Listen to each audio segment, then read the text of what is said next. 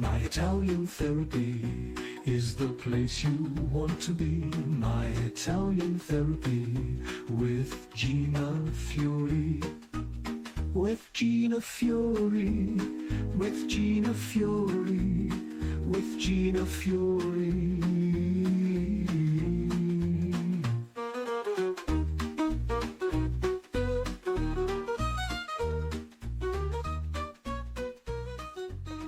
Hi everybody, how are you? It's Gina with My Italian Therapy. I just came in from cutting the grass and I'm kind of like sweaty and but I was out there cutting the grass thinking, I need to really talk to you guys. I know I have been absent a lot on the episodes when I film. Um, when I was in Italy, it was pretty hectic, and right now I'm back in New York working on my garage conversion. I wanted to come and tell you how much I appreciate you all being here. Your comments, your concern. You noticed I kind of knocked the episodes down. I don't do them as often. I left Italy at the end of May, and yes, I did continue to do episodes for you because I had so much content I wanted to share.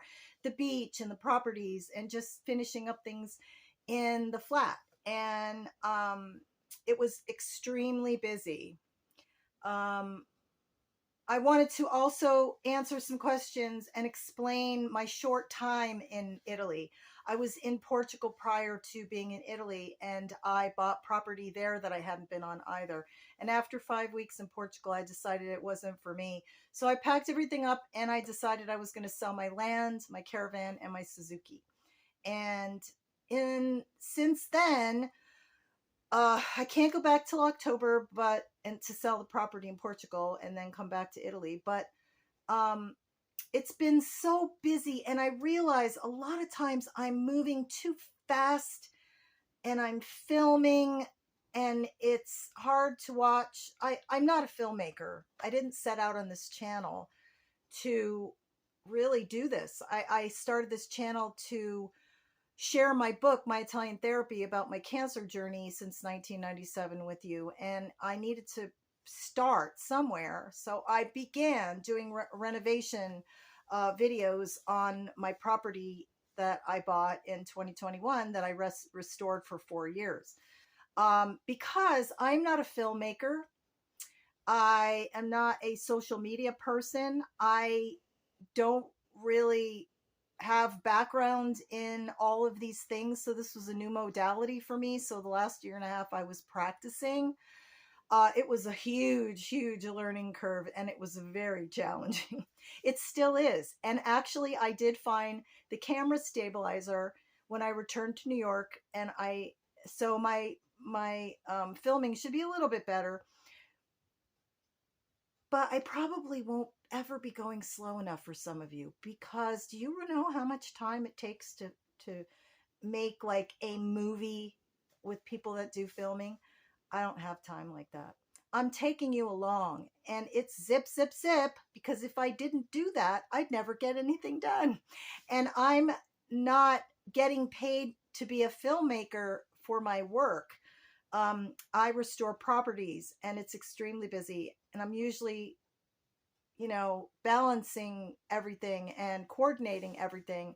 And it is so busy every day. Imagine you at your job trying to film you at your job. Now, how often can you stop and say, oh, got to redo that, or got to do that slower, or I didn't get that shot, or maybe I should do it this way? You'd never get any of your work done. You'd get fired, right? So that's kind of my dilemma. So I try and be conscious of that.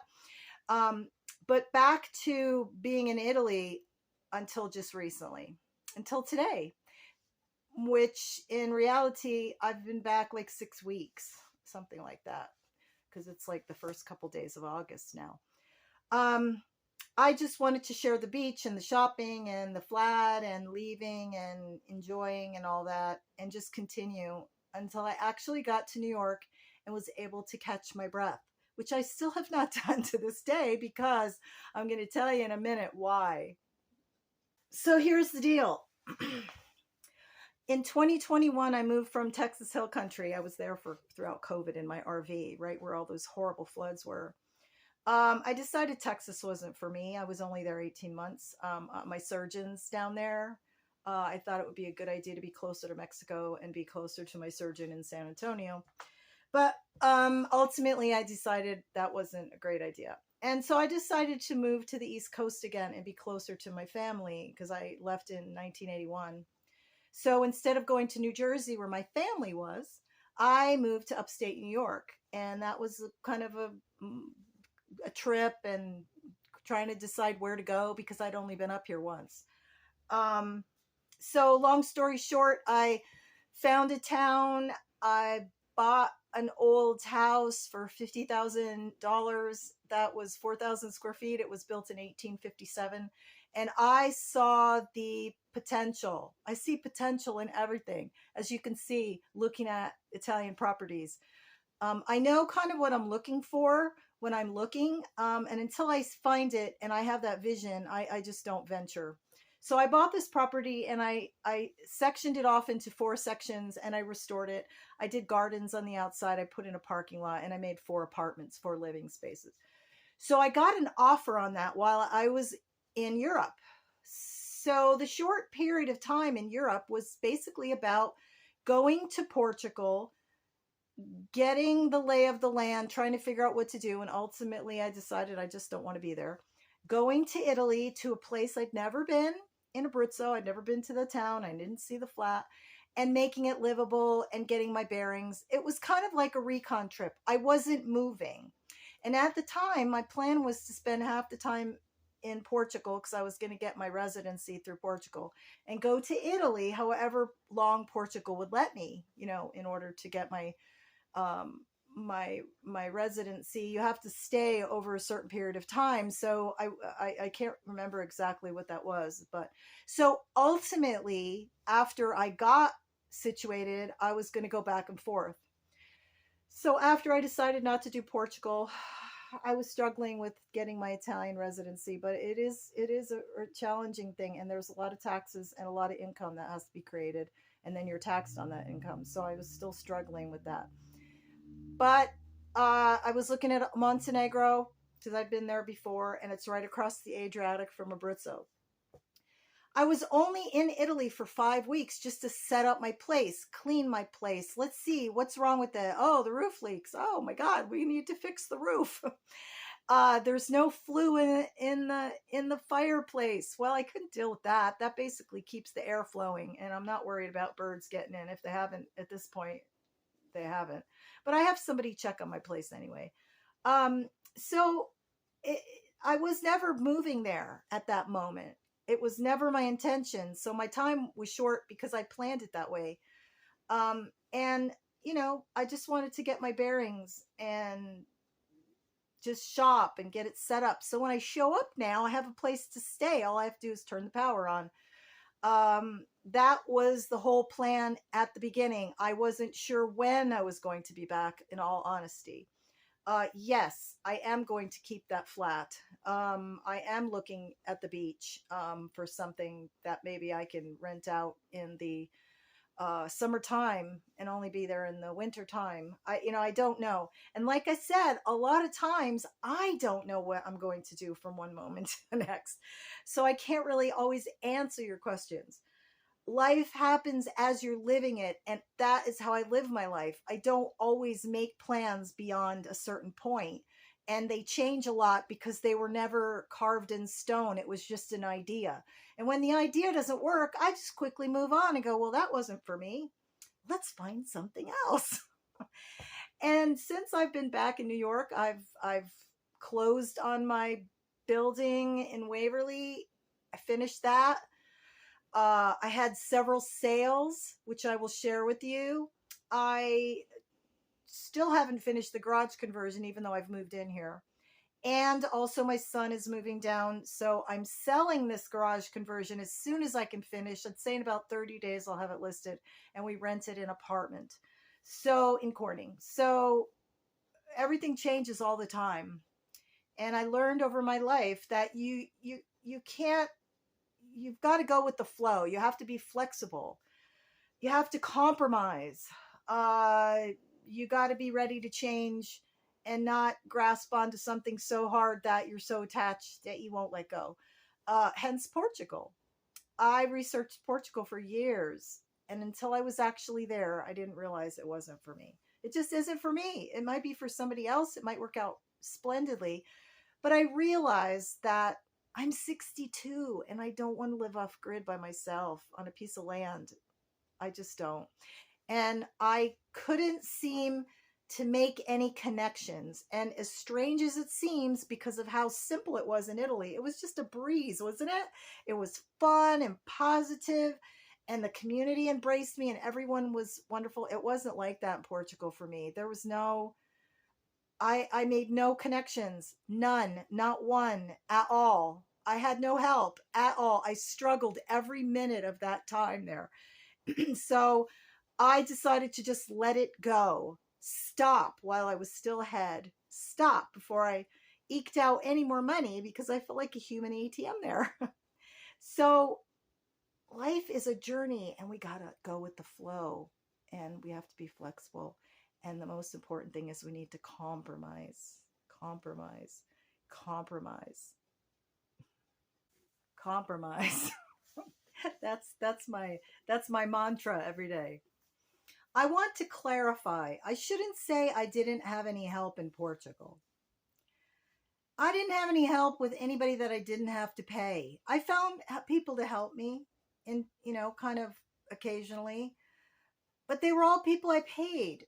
Um, I can't explain it. I don't want to be negative about Portugal because I know a lot of people that love it there and it works out great. A lot of times they're couples, a lot of single people too, but they weren't planning on moving onto an off-grid piece of property alone and building, and it was so complicated, so complicated. I just decided I really just didn't want my life to be that complicated forever. So I just said enough is enough. But anyway, enough about Portugal. Compromise. So thank you all for being here, your patience. I know this channel is not for everyone. My speedy way of getting through the day is the only way I know to keep my momentum. Otherwise, I'd be like a slug. And the time lapse is only because it would be so boring and my episodes would be so long if I did it in real time. So, in order to kind of get through these little projects, you could see what I'm doing. You just kind of zip through. And then, I don't know how else to do it. That's just my way of doing this. So this has been really great. It's been a lot of fun having you along. My channel only had 350 subscribers until I hit Italy. It was only for friends, family, myself, and just to practice using the editing program. Filming, gosh, the content changes all the time. I don't really know where I'm going to be or what I'm going to be doing from one day to the next. And sometimes it's very challenging to film. So you all kind of appeared after I came to Italy, and I'm grateful and I love it. And I almost have 20,000 subscribers, and thank you. And I'm trying to figure this out so I can have more for you guys to do. I mean, I want to have some My Italian Therapy hats and t-shirts and journals and pens and all kinds of fun stuff because I've done that in the past with my book. And in the next few weeks, I'm going to be editing my book. I do have an audio book available, but the printed copy was never really done properly. So my friend in Portugal, my friend Nathan, is helping me edit it so we can get it on Amazon once and for all. It's about my journey since 1997 with cancer. I got breast cancer in 1997 and I only did natural therapies. I didn't do chemotherapy. I didn't do tamoxifen. I haven't done any drugs, had surgery, and did alternative therapy. I wish I could have brought you to all the lovely clinics around the world I've been to. So that's what started this whole thing. My premise, and you can't tell every day as I'm speeding around trying to sell everything in the States and move overseas. It's a long, complicated process. And I don't think you guys realize, a lot of you may, but it's very, very complex. And I have many, many moving parts like lawyers and accountants and residency professionals that I get advice from, which I'm going to be interviewing and bringing to this channel so you can learn more like I do as I go along. But the whole premise of My Italian Therapy, my book that I wrote in Rome in 2010, was to show people that you have a choice, that you can educate yourself. You need to be your own advocate. Your life can be anything you want it to be. And since I had cancer in 1997, it's come back in 2011. I had a mastectomy in 2012. It came back in 2016, 17, 18, and the last surgery I had was 2019. So life doesn't stop. It's not always a death sentence. It's just choices, and it's how you live your life. So my own personal conception of life is do everything every day, as many places as you can, as much as you can, all at once. That's what I do. That's why I'm moving fast, because I need to get to the next thing. But although it may appear I'm moving fast to you, there's many times in the daytime where I stop. Look, I was in Italy. I'd go to the beach. I would have a cappuccino. I would have food. I would visit with people. It was wonderful. And in the middle, you're going from one place to another, and it seems like I'm always on the go. But I get a good night's sleep. I make plans. I take care of all my bills. I take care of, creating the next step. So there's a lot of things you guys don't see, and I'm not always in motion. And a lot of times I'm in my head, and a lot of times I'm writing, which I don't share that part of my life with you guys. So do everything every day, all the time, everywhere. That's what you got to do. And don't get bogged down with the little stuff. That's kind of got me in trouble in Portugal, because I bought everything before I was ready, and so now I have to go back and sell everything. But I did the same in Italy, and it all worked out. I'd been to Abruzzo in 2007. That was the last trip to Abruzzo, and it wasn't like it is now. It's changed a lot, and I took a shot. I had a gut feeling, and it ended up being just marvelous. And I love the coast. It's only 30 minutes from my flat, and I am looking for a place. I was interested in that apartment, that fourth floor walk up with that remarkable terrace and that view, but I wasn't willing to spend that much, because ultimately it might have just been 89,000, but it would have cost me 150. Because there are a lot of taxes and fees, and there was a lot of things that needed to be done in that apartment. So I'm looking, and when the right timing is here, and when the right property shows up, you'll know about it, because you'll be the first one to share it with that I'll share it with. So be patient with me. I have the stabilizer on, so from now on, the videos that I will do will be a lot less jumpy. I can't say they'll be slower, but this channel isn't for everyone, and I appreciate those who appreciate it. And if you don't, I get it. There's lots of other better filmmakers and people out there sharing different content. So maybe come back in 6 months. I don't know. All I know is nothing's ever for everyone, and I know I'm not for everyone. But I'll tell you what, I really appreciate those that are here every week and have positive things to say and share about your own experiences. I love that. So bear with me, because I'm going to have some more content, and a place where we can go and be one-on-one. I have to figure all that out. I haven't quite done that yet. So we'll have some, where you can buy me a coffee, or you can be a sponsor, or whatever, you guys are doing. I don't know. There's some companies out there I'd like to share. There's a lot of things, products that I've used in my lifetime to keep me alive and healthy. I want to share those. It's not because I want to be a salesman. That's not what this is about. It's not about money, and it's not about sales. It's about giving you guys as much information as I possibly can about cancer, disease, your health, traveling, living your life. You've got to be the best person that you can be. And in order to do that, sometimes we all have to learn and break out of the mold. So that's what this is about. So let's do this together. And I love having you here. So it's going to be New York and us until we get back to overseas. I'll be going back to Portugal first and then Italy. So hopefully you'll hang in with me on this journey. And thank you so much for all your comments and just being here. You guys are great. It means so much to me, so much. You have no idea. So hang in there and we'll do this journey together. See you soon.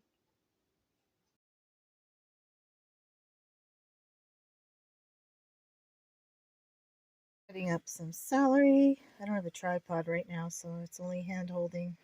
Sauteing some beans into the spinach and arugula.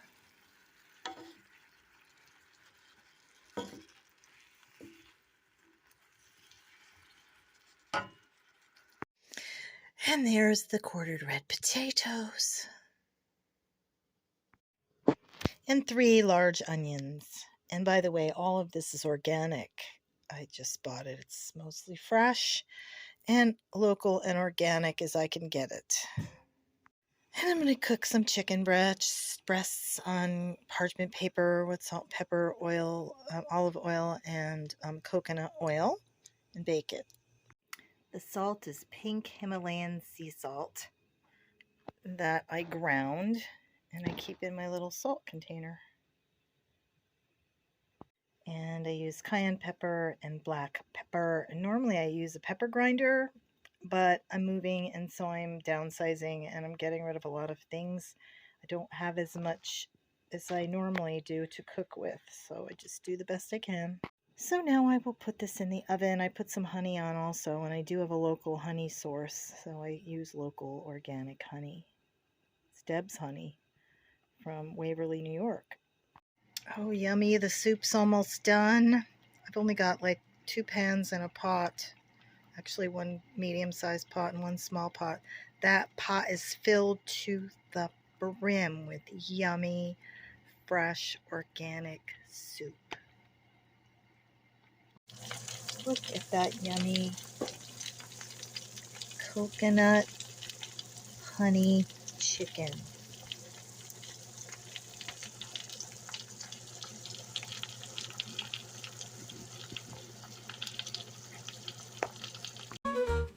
My Italian therapy is the place you want to be. My Italian therapy with Gina Can you Fiori. just taste that? My Italian therapy is the place you want to be. My Italian therapy with Gina Fiori. With Gina Fiori.